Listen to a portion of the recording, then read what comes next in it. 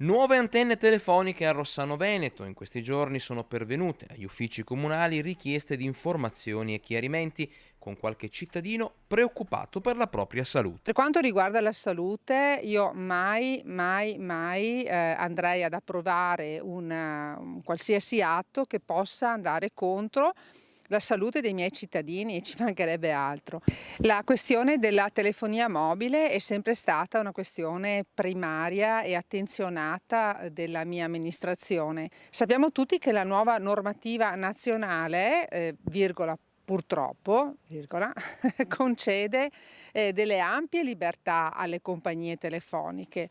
Gli uffici comunali fanno sapere che vigileranno sulla conformità delle opere e delle autorizzazioni rilasciate dagli enti di competenza, sollecitando, se nel caso, opportune verifiche ad opera di ARPAV. I documenti sono a disposizione di chiunque li voglia chiedere.